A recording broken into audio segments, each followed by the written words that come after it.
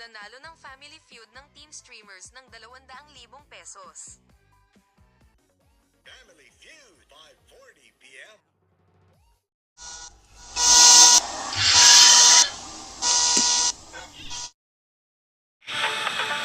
Welcome to my episode that is called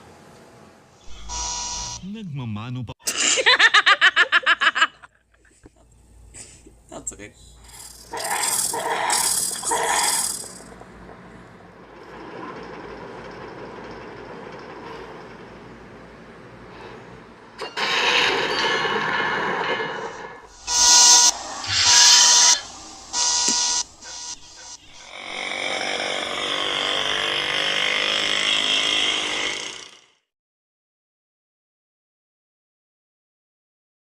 Is warning civilians to leave and says it has opened a corridor out of the city.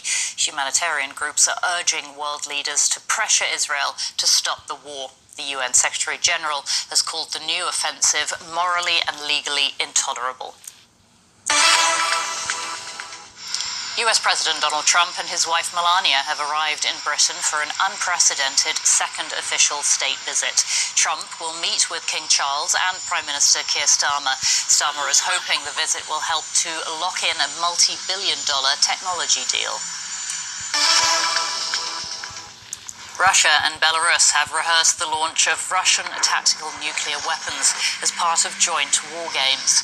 Russian President Vladimir Putin, who attended the drills, claimed some 100,000 troops took part, though that figure is disputed. Military officials from the US and other countries were invited to observe. This is DW News from Berlin, and you can get lots more on our website. That's dw.com.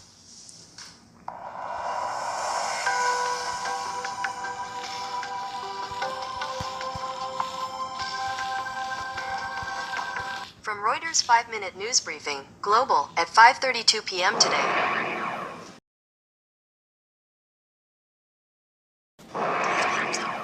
The Federal Reserve is set to meet for a long-awaited rate cut decision.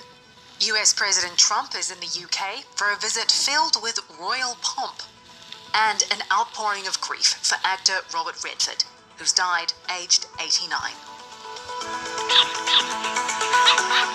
It's Wednesday, September 17th.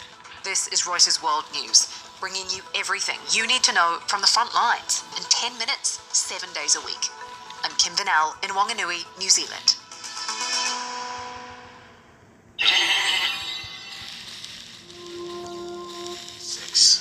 State of Utah versus Tyler James Robinson. The man accused of killing conservative activist Charlie Kirk appears in a Provo, Utah court via video link from jail, where prosecutors announce they will seek the death penalty. Could you state your name? Tyler James Robinson. Thank you for being here, Mr. Robinson. I'm Judge. Court documents reveal Robinson allegedly confessed to the killing in text messages to his roommate and romantic partner. Charlie Kirk was shot through the neck by a rooftop sniper while speaking at Utah Valley University last week. The killing that's reignited fears of escalating political violence in the US. Reuters' Brad Brooks is in Provo. So in the charging documents that the prosecutors released today, they included a series of text exchanges between Robinson and his roommate with whom he was romantically involved. And in it, Robinson plainly states that he shot and killed Kirk. He said that he did it because he couldn't stand what he said was the hate that Kirk was spewing, and that he had the opportunity to, in his words, take him out, and he did so. The roommate, prosecutors have said, is a biological male who is transitioning to female. Robinson wore a green vest known as a suicide prevention vest. That recognized his photo and had a discussion with her husband, with Robinson's father, and that they had gotten to touch with him and just sort of pressed him on whether or not he was the one who carried out the killing of Kirk. And at that point, Robinson, according to the court documents, told his parents that he was considering killing himself. They convinced him, with the help of a retired deputy sheriff who was a friend of theirs, to turn himself in.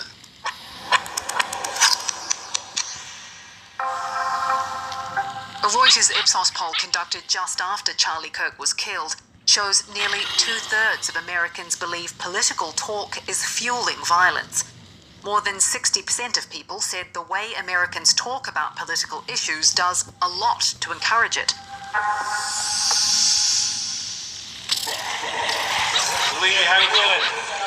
How you doing, sir? Good? At another courtroom, this one in Manhattan, Luigi Mangione arrives, shackled and wearing tan prison clothes. Inside, a judge dropped 2 terrorism charges against him. Mangione is accused of killing health insurance executive Brian Thompson last December.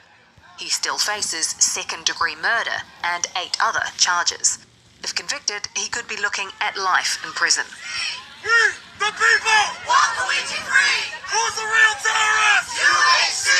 What do we want? Free healthcare! Outside court, supporters of Mangione say he was making a stand against unethical healthcare systems. But the judge says prosecutors didn't prove Mangione meant to intimidate healthcare workers or influence policy, and that's what's needed to call it terrorism under New York state law. Mangione is still facing separate federal charges, which could bring the death penalty.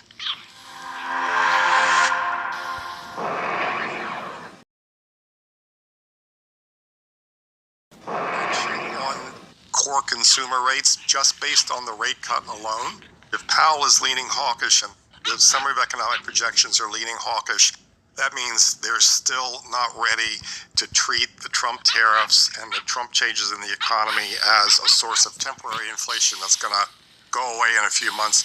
If they lean dovish and they're ready to make that tilt and say, yeah, we think the inflation is going to fade on its own and we're really going to prop up the job market, then you really are setting the stage for looser financial conditions over the rest of this year and into next.